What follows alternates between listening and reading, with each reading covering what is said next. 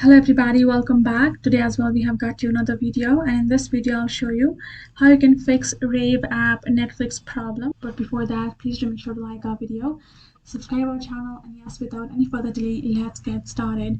So let's say you have installed a Rave app on your device, any of Windows, phone, Android, Mac, anywhere, and you go ahead and access the particular website the app itself, and you open it up and go to the Netflix and try to connect, and if it's not working, then the issue could be a regional issue, because maybe your Netflix, that where you did the payment from, or where you are currently in the country, does not allow Netflix to function and Netflix doesn't work over here. That could be one of the reasons. So what you gotta do is you gotta take the help of VPN, connect to a different country or region, and then simply just try logging in with your Netflix, and you shall be able to watch Netflix on Rave app with your friends and family like that. If still doesn't work, then make sure to check out the internet connection. If it's not good or the login information is not good, then that can also cause the issue.